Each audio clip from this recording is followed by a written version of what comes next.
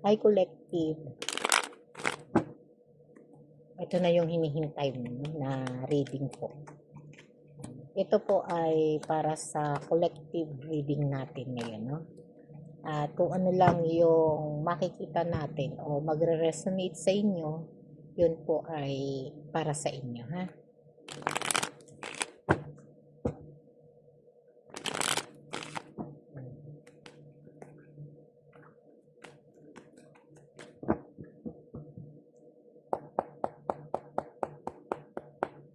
Kasi kanina pa ako ginugulo, no? O inibigyan, no, ng mga angel ko, no, ng mensahe na igawa ko kayo ng ng collective reading po, no?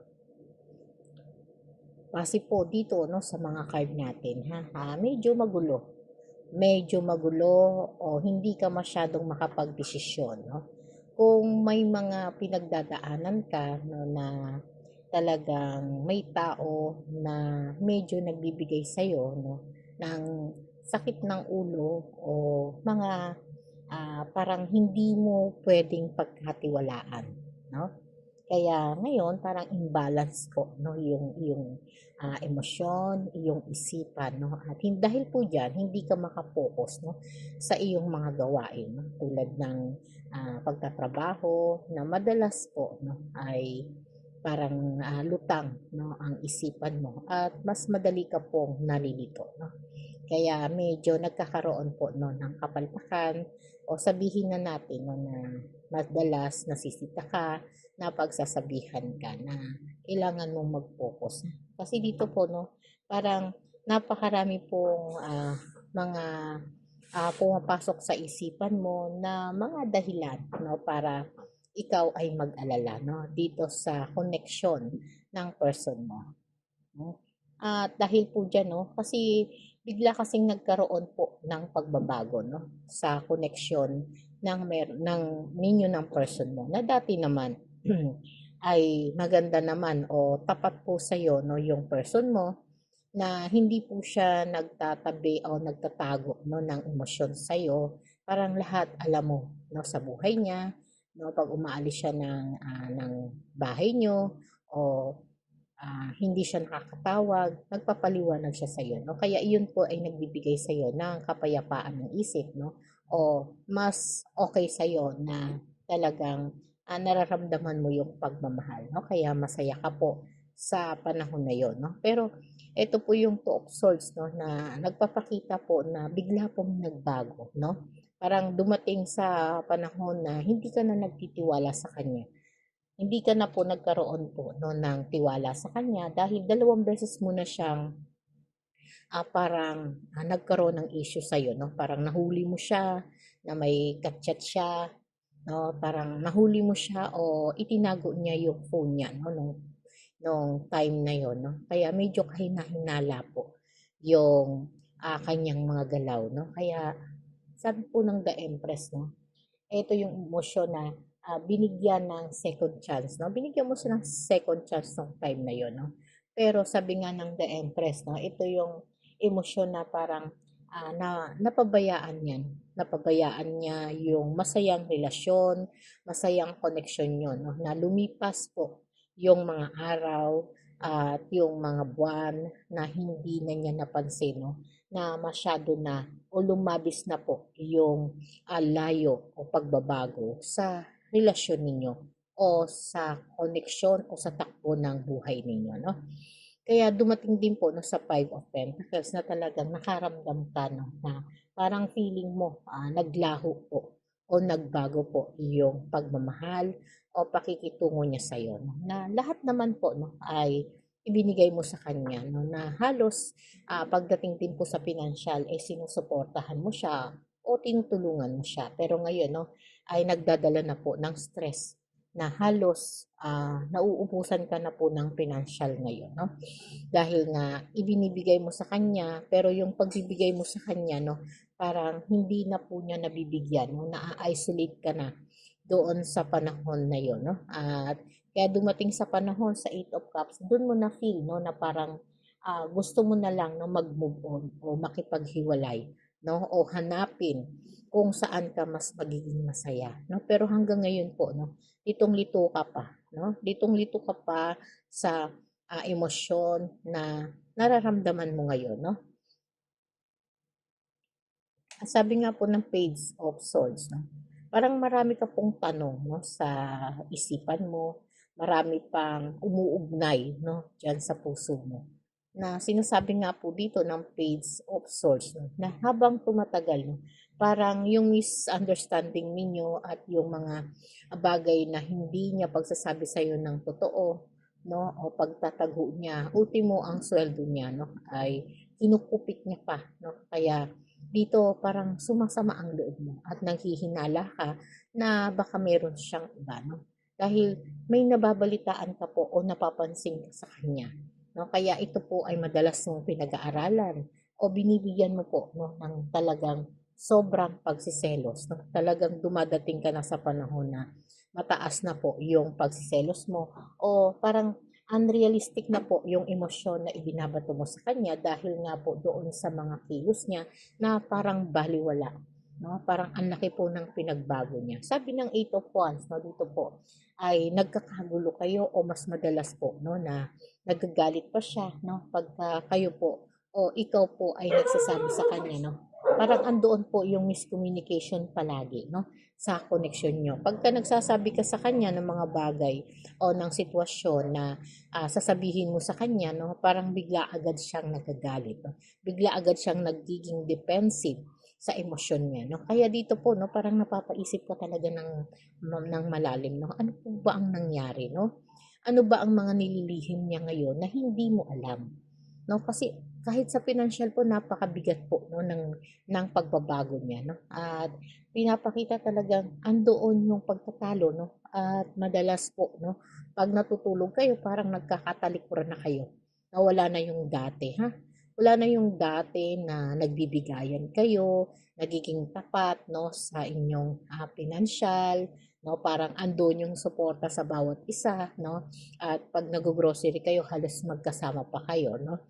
At napag-uusapan ninyo yung mga babayaran ninyo o yung realistic lang, no, sa pangangailangan niyo, no? At yun yung parang hinahanap mo ngayon, no? Yung mutual support po ng pagmamahal ay nakikita sa isa't isa na naaalala mo, no? Pero dumating sa panahon na talagang parang feeling mo, no, naging bias, no? Parang hindi po siya naging totoo, no? Samantalang ikaw naging totoo ka sa emosyon mo. Parang lahat po ibinigay mo, pagmamahal, pangunawa, pero siya po, nagbago po, no? Nagbago yung damdamin niya, nagbago yung pakikitungo niya, no? At wala na siyang gana, no? Wala siyang ganang makipag-usap, kaya nagtatampo ka sa kanya madalas, no? At madalas po umiiyak ka na lang, no? Sa dahangman, no?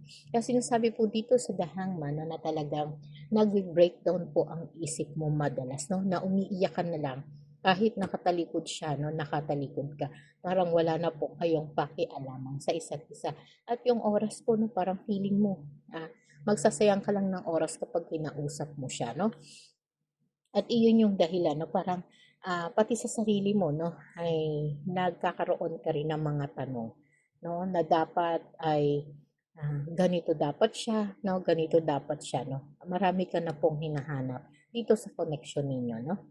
Kaya dito po sa The Star, no, parang ang laki po, no, ng disappointed mo, no. At yung disappointed na yun na tinatanong mo pa ang sarili mo, saan ba ako nagbago? Saan ba ako nagkamali, no? Ano ba ang mga pagkulang ko, no? May nagawa ba ako? Halos araw-araw ko naman siyang mini-message, inaalagaan, binibigay ko naman ang lahat, no? At nararamdaman ko pa rito, madalas pagod ka pa, no?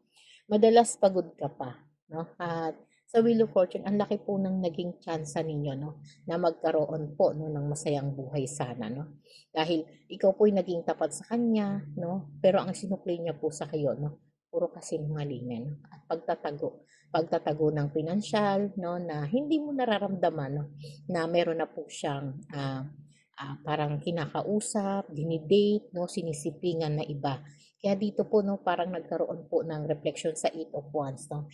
Sa Eight of Swords na talagang dumating sa panahon, no, na may mga scandal ka nang naririnig o parang pinag-uusapan na po, no, yung sitwasyon ninyo ng mga kaibigan nyo, kakilala ninyo, na yung person mo, no, ay meron ng nakaka-date, no, at meron na siyang nakakasama, no, minsan nga may nakakita sa kanya sa restaurant, no, minsan sa palengke, no, at minsan pa, no, lumabas sila mula dun sa, alam mo na, ha, at iyon yung emosyon na talagang nagbigay ng dahilan sa'yo, no, para magkaroon ng mental break po sa isip mo, no, na talagang parang halos sinasaksakan ng buhay, no. Kaya sabi ng Six of Cups, no, yung mga pangarap ninyo, no, na yung mga alaala ng nakaraan, no, ay lagi mong iniisip mo. Na dati, hinahanap niya lang na magkaroon kayo ng anak. Nung nagkaroon na kayo ng anak, malaki na po yung pinagbago niya, no. At hindi na kayo makabalik sa dati, no. At yung katapatan niya dati, hindi na rin po niya maibalik, no. Kaya dito po, no, parang hinanda mo na rin po yung sarili mo, no, na talagang magdesisyon ka, no, parang gumawa ka na rin ng plano sa sarili mo kung papaano mo paninindigan yung buhay mo o sasanayin ang sarili mo nang wala siya. O dito sabihin na natin nag-overthinking ka ng sobra, no? Siyempre, nasasaktan ka po, no? At siyempre, marami ka ng alalahanin, no? At hindi mo na halos maharap ang sarili mo na kailangan mong pagdesisyonan po, no? Kailangan mong tulungan ng sarili mo, no? Kailangan mong maging matapang, kailangan kahit may takot kong nararamdaman, ha? Kahit may nasasaktan dito sa puso, sa kalooban mo, no? Kailangan mong maging matapang po, no? Kailangan harapin yung mga pagsubok na pinagdadaanan ninyo ng person mo, no? At kung hindi na kayang isalba ang koneksyong meron kayo, no? Pwede na ninyong pag-usapan, ha? Para mas magkaroon kayo ng kalinawan, no? At yung mga kasinungalingan na yan ay lalabas at lalabas naman po yan, ha? Kasi hindi naman po maitatago, no, yung mga kasinungalingan na ginawa ng person mo, no, habang kayo po ay meron, no. At kung dumating man sa panahon na magkaroon ng panlalamig, no, mula sa iyo, hindi na natin masisisi ang iyong mga desisyon, no. Dahil nga po dito sa The Temperance, nagkaroon na rin po, no, ng balance, no. Parang iniisip mo na rin yung kabutihan mo, yung ikakabuti mo, no, na nagising ka sa katotohanan na kailangan mo nang harapin, no, kailangan mo nang magising at huwag ka nang magbulag-bulagan po sa totoong koneksyon at sa totoong nangyayari sa buhay niyo, no. At yung kawalang pangarap mo, no, na noon parang sa kanya mo na lang ibinuhos ang buhay mo, ngayon babaguhin mo na po yan, no. At kailangan mo nang magising, no. Kailangan mo nang mangarap ulit at ibalik sa sarili mo kung sino ka noon, no, kung gaano po ka-powerful ang iyong isipan o ang iyong mga pangangailangan at syempre ando yung self-awareness mo po, no, na kailangan mo magkaroon ng major decision para sa sarili mo, no, para magkaroon po ng positive, no, positive change at makarecover ka po sa mga pinagdaanan mo. Kailangan mo pong pakawalan, no, yung emosyon na nararamdaman mo, no, na sinasabi ng guiding spirit natin, no, ng angel natin na kailangan mo pong maging matatag, no, bilang isang Queen of Wands, no, na talagang maging confident ka po, no, sa magiging desisyon mo para magkaroon po ng successful na resulta po ang lahat ng ginagawa mo, no. At dito nga po, no, pag natanggap mo na po sa sarili mo yung katotohanan na hindi na po kayang ibalik ang lahat, no. Magiging malaya ka na po, no. At magiging maayos naman po ang connection mo sa iyong sarili, no? At harapin po ang katotohanan, no? Base sa iyong nararanasan ngayon, ha? At huwag ka nang magbulag-bulagan kung ano man yung mga nangyari po sa past, no? Kailangan mong harapin at maging matatag ka po, no? Okay po, marami pong salamat, no? At kung gusto niyo naman po magpa-private reading, mag-click lang po kayo diyan sa description box natin, ha. At gusto naman ng ano, no, ng reading po, araw-araw po tayo live sa TikTok po, no. Hapon at gabi po, no. Maraming pong salamat, nawa naka-resonate po kayo sa ating collective reading po. Salamat po.